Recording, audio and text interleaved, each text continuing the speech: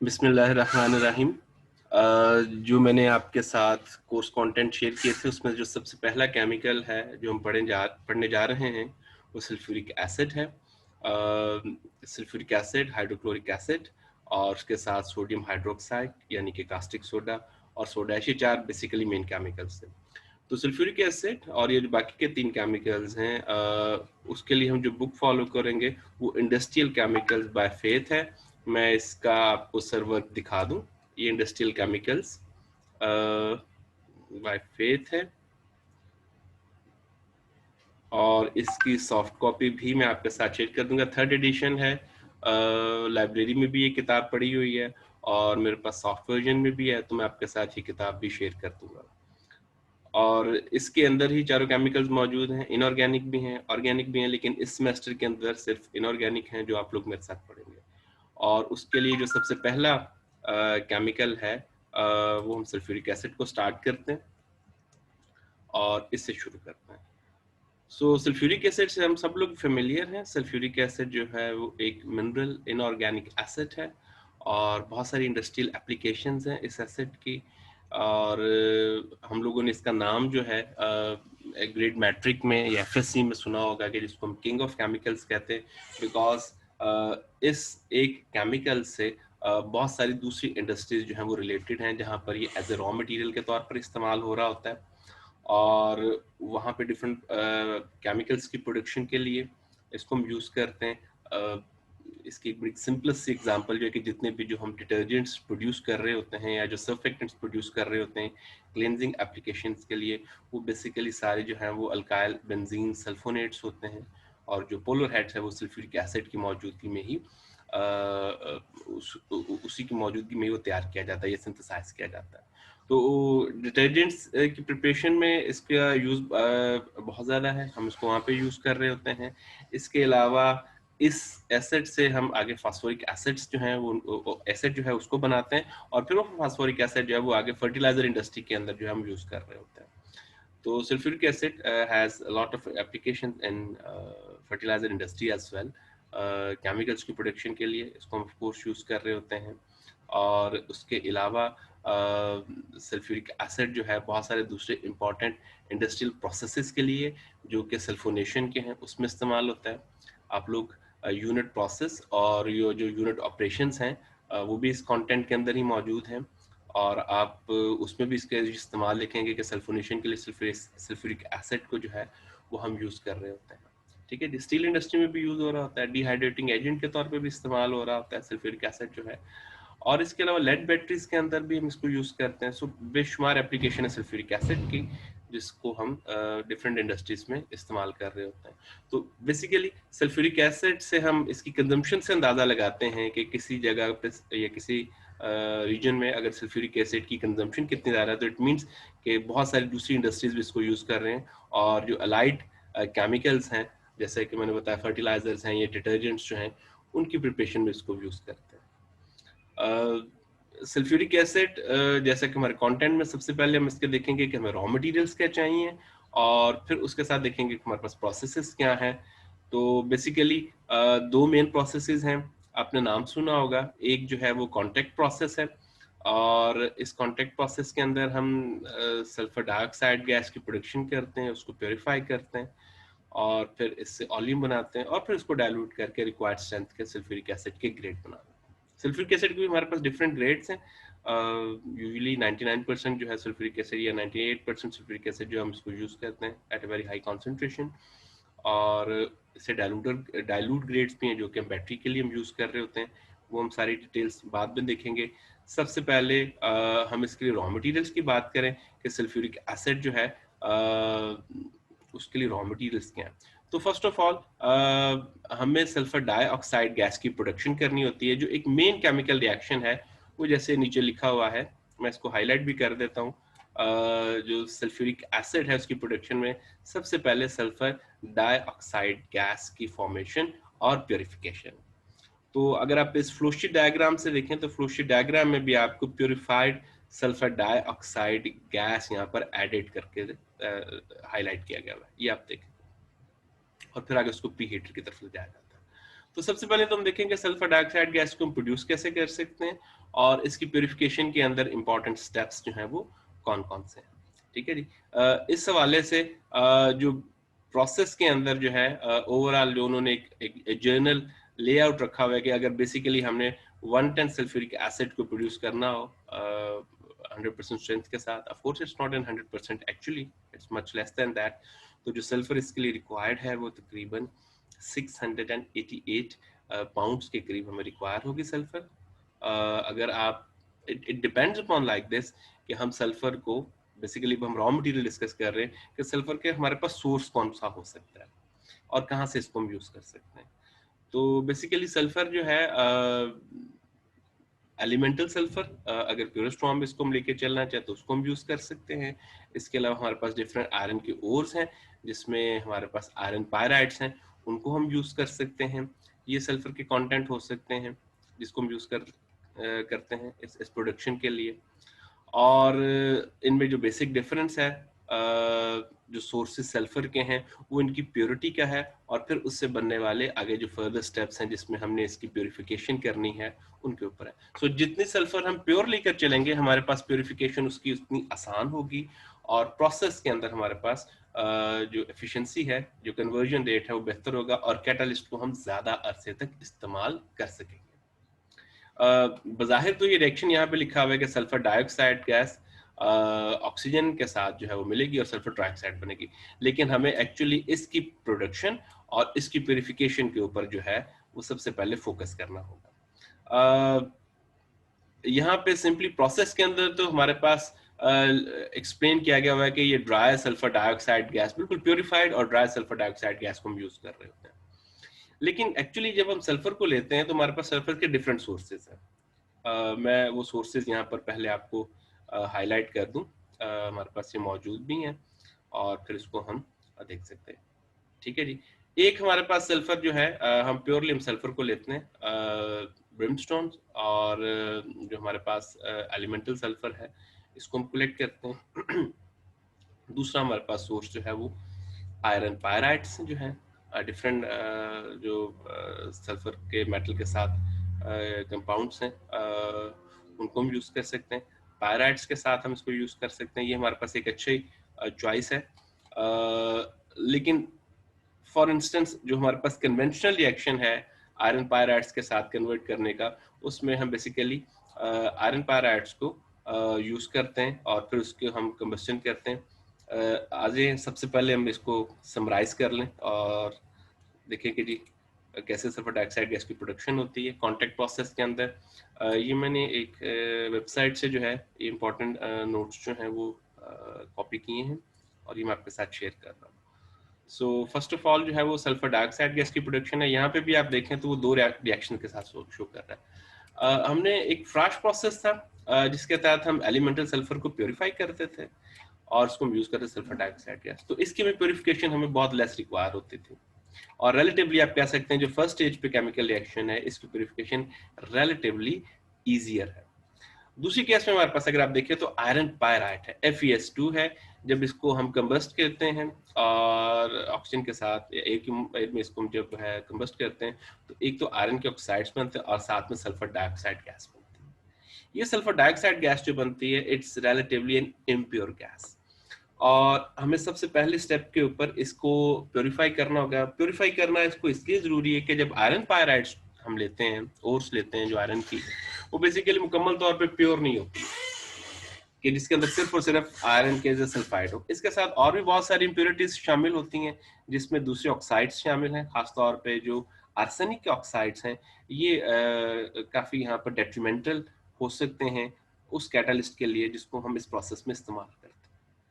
सो sulphur dioxide gas की formation जो है उसके फर्स्ट ऑफ ऑल दो मेथड्स हैं।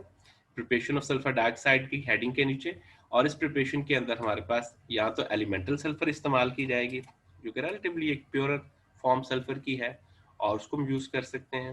हमने ग्रेड 10 में मैट्रिक में पढ़ा होगा इसके बारे में।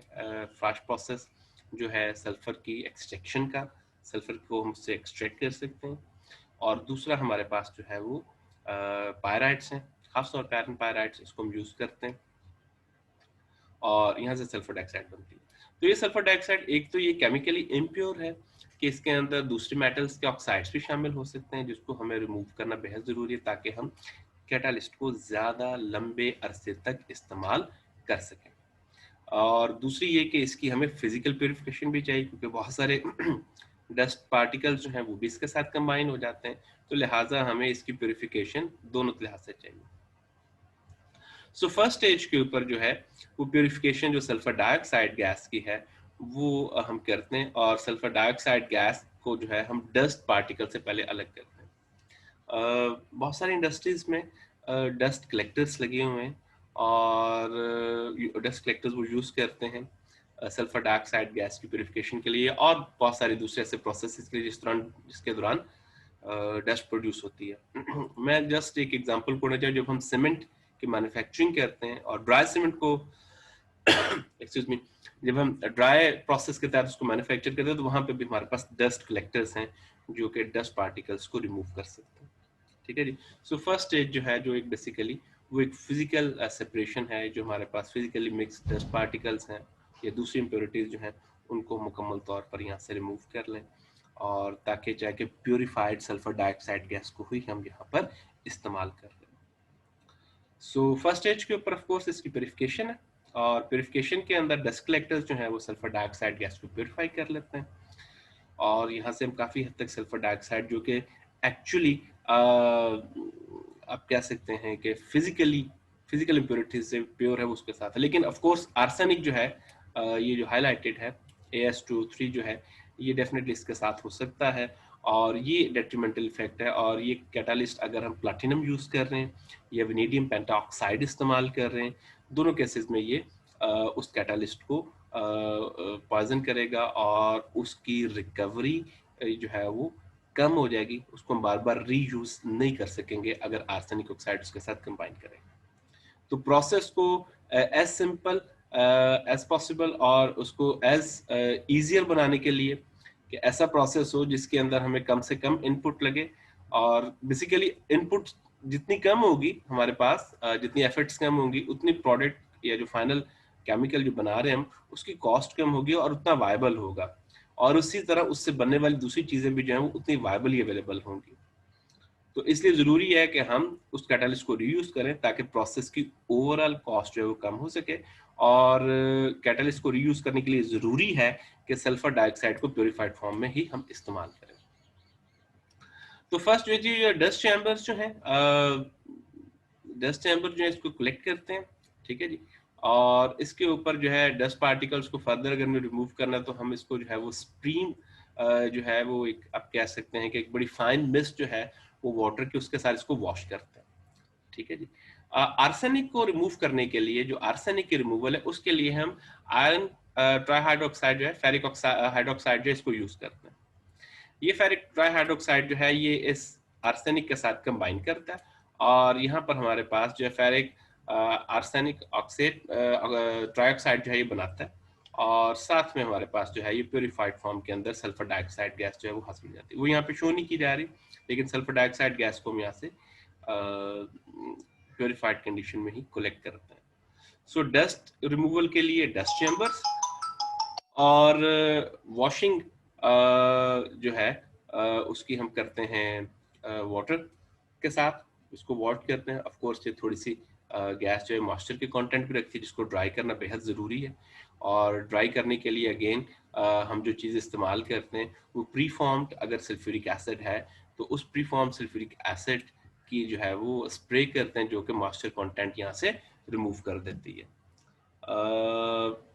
इस प्रोसेस में मॉइस्चर काफ़ी हद तक रिमूव हो जाता है, और जो आर्सेनिक के ऑक्साइड हैं वो FeOH3 के साथ कंबाइन करते हैं, जिसके नतीजे में सल्फर डाइऑक्साइड गैस जो प्योरीफाइड फॉर्म के अंदर हमारे पास आती है। आर्सेनिक की ट्रेसेस को हमने इंश्योर करना हो कि वाकई क्या ये रिमूव हो चुका हुआ है, तो इसके लिए हम एक टेस्ट करते हैं जिसको हम कहते हैं कि actually it's Tyndall ball test, और इस टेस्ट बॉक्स के अंदर जो है हम लाइट पास करते हैं if there are oxides of arsenic इसके अंदर, ठीक है जी, तो फिर लाइट की स्कैटरिंग होगी। लेकिन अगर इसके अंदर आर्सेनिक के ऑक्साइड नहीं होंगे तो फिर वो लाइट जो है वो स्कैटर्ड नहीं हो रही होगी। तो लाइट की स्कैटरिंग के पैटर्न से अंदाजा लगाया जाता है कि सल्फर डाइऑक्साइड गैस प्यूरिफाइड है आर्सेनिक से या नहीं। और जब भी प्यूरिफाइड फॉर्म के अंदर हो और ड्राई कंडीशन के अंदर हो तो फिर इसको हम नेक्स्ट स्टेज के लिए इस्तेमाल कर सकते हैं, जहां पर इसको हम ऑक्सीडेशन की तरफ लेके जाते हैं। ये प्रोसेस जो है अगर आप देखें तो फर्स्ट केस के ऊपर जो है वो पायराइट बर्नर्स हैं, जो बर्निंग है आयरन पायराइट्स की। नेक्स्ट स्टेज के ऊपर जो है वो डस्ट कलेक्टर्स हैं इस फ्लोशीट डायग्राम के अंदर, आप इसको भी फॉलो कर सकते हैं। और सी या थर्ड स्टेज के ऊपर जो है वो वॉशिंग है इसकी ऑफ कोर्स, और वाटर के साथ वॉशिंग करके फिर उसके बाद सल्फ्यूरिक एसिड की मौजूदगी में इसको हम ड्राई कर रहे होते हैं। सो इस ड्राइंग के नतीजे में उसके बाद इसको हम एक्चुअली कांटेक्ट चैम्बर के अंदर लेके जाते हैं, जहां पर इसका कांटेक्ट होता है सल्फर डाइऑक्साइड का ऑक्सीजन के साथ, और इसकी कन्वर्जन होती है सल्फर ट्राइऑक्साइड के अंदर। जो कैटलिस्ट हम यहाँ पर यूज करते हैं वो वेनेडियम पेंटा ऑक्साइड है, ठीक है जी, उसको हम यूज कर रहे होते हैं। इस प्रोसेस को अगर आप देखें यहाँ पे तो simply it's just like a sulphur dioxide gas oxygen, और ये कंबाइन करके सल्फर ट्राइऑक्साइड गैस के अंदर यहाँ पर कन्वर्ट हो रही होती है। अब बज़ाहिर ये एरो आपको लग रहा है सिंगल डायरेक्शन है, लेकिन एक्चुअली हमने देखा है कि सल्फर ऑक्साइड डाइऑक्साइड और ऑक्सीजन का जो रिएक्शन है सल्फर ट्राइऑक्साइड गैस की कन्वर्जन के लिए, वो एक रिवर्सिबल रिएक्शन है। तो इसके ऊपर जो हमारे पास टेम्परेचर या जो प्रेशर की कंडीशंस हैं उसको हमें बड़े क्रिटिकली ऑब्जर्व करना होता है, ताकि हमारे पास सल्फर डाइऑक्साइड गैस की यील्ड जो है वो बेहतर से बेहतरीन, ठीक है जी। सो इस पर्पस के लिए आई वुड से दैट के हम जो है सल्फर डाइऑक्साइड गैस और ऑक्सीजन ली शटल प्रिंसिपल को अप्लाई करते हुए इसको हाई क्या कहते हैं कि प्रेशर अप्लाई करते हैं, ताकि ऑक्सीजन और सल्फर डाइऑक्साइड या गैस ये आपस में क्लोज कांटेक्ट में रहें और ये फेवर करें सल्फर डाइऑक्साइड गैस की प्रोडक्शन के लिए, ठीक है जी। सो कंडीशंस को यहाँ पे थोड़ा सा जो है हमें एडजस्ट करना पड़ता है, इसको देखते हुए कि रिएक्शन एक्सोथर्मिक है, और उस एक्सोथर्मिक रिएक्शन के नतीजे में भी हमें जो एनर्जी है उसको जो है वो टेक अवे करना पड़ता है टाइम टू टाइम, और इस प्रोसेस के अंदर जो है फिर सल्फर ट्राइऑक्साइड गैस की फॉर्मेशन को हम इसी तरह से फेवर कर सकते हैं। वैसे ऑलरेडी यहाँ पर बताया गया जी, अगर हम एक्सेस ऑफर करें इसको ऑक्सीजन की तो ऑफ कोर्स फिर रिएक्शन फॉरवर्ड डायरेक्शन में जाएगा, एक बात है। दूसरी बात, प्रेशर अगर हम इसके ऊपर ज्यादा हाई रखें तो फिर ये दोनों क्लोज कांटेक्ट में होंगे सल्फर डाइऑक्साइड गैस और ऑक्सीजन, और फिर इसके नतीजे में सल्फर ट्राइऑक्साइड गैस की जो फॉर्मेशन है ये फेवर की जाएगी। और फिर टेम्परेचर एक इम्पॉर्टेंट रोल है। अच्छा, अब टेम्परेचर जो है it's very important to understand that कि टेम्परेचर यहाँ पे 450 डिग्री सेंटीग्रेड है जो बेस्ट टेम्परेचर है। Some people will ask that कि ये तो टेम्परेचर बहुत ज्यादा है तो इसको तो कूल करना चाहिए। एक्चुअली अगर आप चाहते हैं कि सल्फर डाइऑक्साइड गैस और ऑक्सीजन एक हाई कन्वर्जन रेट के साथ सल्फर डाइऑक्साइड गैस में कन्वर्ट हो, तो उसके लिए जो ऑप्टिमल टेम्परेचर है वो 450 है। अगर आप इसको कूल करेंगे तो बजाहिर तो रिएक्शन की आप एनर्जी यहाँ से या टेक अवे करेंगे, आप इसको कूल करेंगे प्रोडक्ट साइड से तो बनेगा, लेकिन वो रिएक्शन बहुत ज्यादा स्लो हो जाएगा और वो मुकम्मल तौर पे कन्वर्ट नहीं होगा। तो बेस्ट टेम्परेचर जो है वो 450 डिग्री सेंटीग्रेड है सल्फर डाइऑक्साइड गैस के सल्फर ट्राइऑक्साइड गैस के अंदर कन्वर्जन के लिए। वो जो डिक्रीज इन टेम्परेचर हमने इस साइड के ऊपर करना है ना, वो 450 से डिक्रीज हमने नीचे नहीं करना, ठीक है जी। वो उसके लिए ऑप्टिमल टेम्परेचर ये है। So some people will ask that कि अच्छा जी, इसको शायद जितना ज्यादा लो टेम्परेचर देंगे उतनी प्रोडक्ट की फॉर्मेशन जो है वो फेवरेबल होगी। नहीं, ऐसा नहीं है।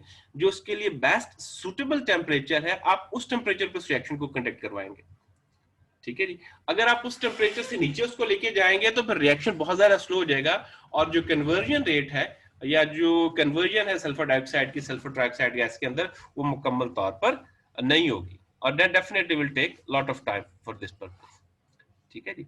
सो ये टेम्परेचर के केस में हमारे पास जो है वो 450 जो है that's the best temperature for working with this one.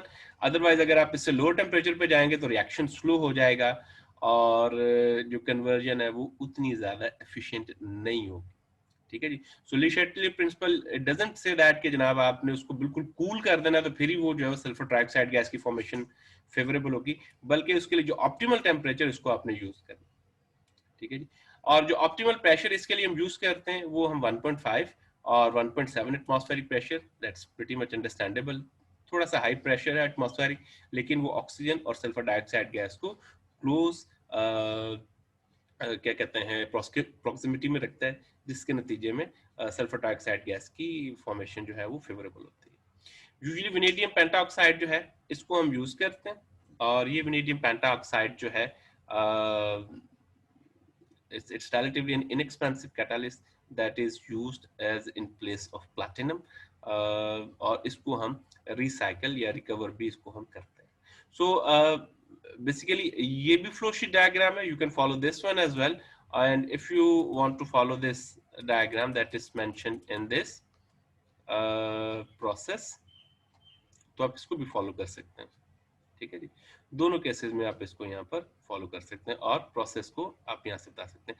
इस बुक के अंदर भी जो टेम्परेचर है वो 450 डिग्री सेंटीग्रेड जो है वो यहाँ पे रखा हुआ है, और जो कांटेक्ट टाइम है कैटलिस्ट का वो तकरीबन 2 से 4 सेकंड तक यहाँ पे एक्सप्लेन किया गया होगा। सो 450 डिग्री सेंटीग्रेड जो है दैट्स मच बेटर, और जो प्रोसेस की आप इसकी डिस्क्रिप्शन है आप डिटेल पढ़ेंगे तो वो प्लाटिनम को भी यूज कर सकता है, नॉट अ सिंगल केस के हम प्लैटिनम को भी यूज कर सकते हैं, और उसके साथ साथ वेनेडियम पेंटाऑक्साइड जो है जो कि रिलेटिवली एन इनएक्सपेंसिव कैटलिस्ट है उसको भी हम इस्तेमाल यहाँ से कर सकते हैं। तो दोनों चॉइसेस हमारे पास अवेलेबल है जिसके तहत इसको हम यूज करते हैं। सो फर्स्ट स्टेज के अंदर जो है हमारे पास इसकी कन्वर्जन है सल्फर ट्राइऑक्साइड गैस की, और उसके बाद फिर आगे इसको हम ऑलियम के साथ जो है वो ट्रीट कर रहे होते हैं। Uh, just short notes about for this conversion. The gases from the reactor are partially cooled by passage through a heat exchanger. जो heat exchanger हम use करते हैं और जिसको finally cool करते हैं 100 डिग्री सेंटीग्रेड तक, जब ये सल्फर ट्राइऑक्साइड गैस के अंदर कन्वर्ट होती है। ठीक है जी, और it contain 97% of its sulfur as sulfur trioxide gas। जो हम इसको करते हैं तो सल्फर ट्राइऑक्साइड गैस जो है, अगर हमारे पास जो गैसेज 450 डिग्री सेंटीग्रेड से आ रही हैं तो उनको हम यहाँ पे कूल करते हैं और उनकी हीट जो है वो हीट एक्सचेंजर से अलग करते हैं। हीट एक्सचेंजर इससे अलग करते हैं ताकि उस हीट को हम दोबारा रीयूज कर सकें, उससे हम बॉयलर चला सकें, या कोई हम जो है वो दूसरा पर्पज इसके लिए यूज कर सकते हैं। इसके बाद इसको ऑलियम टावर में भेजा जाता है, और ऑलियम टावर के अंदर जो हम बड़ी स्पेशल डिजाइन करते हैं, खास तौर पे ऐसे एलिमेंट से हम ऑलियम टावर बनाते हैं। ये ऊपर ऑलियम टावर आप देखें, इसके अंदर इसको हम ऐसे एलिमेंट से बनाते हैं जो बहुत ज्यादा स्टेबल हों, और खास तौर पर उनमें करीजन जो है वो कम से कम हो। तो इसके लिए रिफ्रैक्टरी एलिमेंट्स को यूज करते हैं जो कि रेजिस्टिव होते हैं हाई टेम्परेचर पर भी, और जो कोरोसिव नेचर है केमिकल्स की उनके लिए भी, और खास तौर पे ऐसे सिलिका कंटेंट को यूज करते हैं जिसमें क्वार्ट्ज के कंटेंट जो है वो खासे हाई हों, ताकि वो एक स्टेबल पार्ट हो, और उसके बाद हम सल्फर ट्राइऑक्साइड को ऑलियम के अंदर एब्सॉर्ब करते हैं। So far I think I must stop from at this point कि हमने सल्फर ट्राइऑक्साइड गैस की प्रोडक्शन की है और उसको हमने ऑलियम के अंदर एब्जॉर्ब करना है।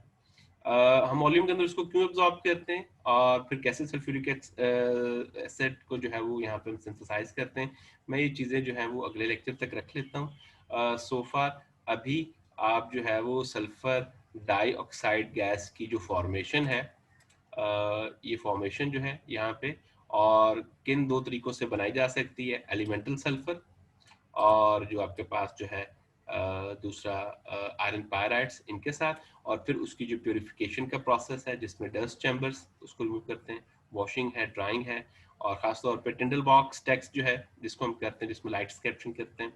इसके नतीजे में पहले हम आयरन ट्राई हाइड्रोक्साइड के साथ इसको हम कंबाइन करके इसके ऑक्साइड्स बना के इसको अलग कर लेते हैं, और फिर इसको प्योरीफाई करते हैं, और फिर इसकी हम ऑक्सीडेशन करते हैं, जिसके लिए जो कंडीशंस ऑप्टिमल हैं कंसंट्रेशन, टेम्परेचर और प्रेशर और कैटालिस्ट की, उनको हम फॉलो करते हैं। तो so far formation of sulphur dioxide and its purification, number 2, and number 3 its conversion into sulfur trioxide। ये तीन चीजें हैं जो आज के लेक्चर में आप लोग कवर करेंगे। नेक्स्ट लेक्चर में हम इसको यहीं से दोबारा शुरू करेंगे, और फिर इसके जो इसको अब्जॉर्ब करना है हमने ऑलियम टावर के अंदर, ऑलियम के अंदर, और फिर उससे सल्फ्यूरिक एसिड के जो डिफरेंट ग्रेड बनाने हैं उसको हम इंशाल्लाह देखेंगे। So in the coming lecture we will do these things, और मैं ये आपको पीडीएफ इस फाइल के और जो बुक है पीडीएफ पूरी की पूरी, ये दोनों आपके साथ शेयर कर दूंगा, और ये लेक्चर जो है वो यूट्यूब लिंक की सूरत में आपके पास होगा। आपके जो क्वेश्चंस होंगे, जो क्वेरीज होंगी, जो चीज़ आपको समझ ना आए, वो आप अपने क्वेश्चन व्हाट्सएप पे छोड़ दीजिएगा और मैं टाइम टू टाइम इन तमाम चीज़ों को आंसर करता रहूँगा। ठीक है जी। So far this is over start of this inorganic industries, और इंशाल्लाह नेक्स्ट लेक्चर फिर हम यहीं से स्टार्ट करेंगे। Thank you so much.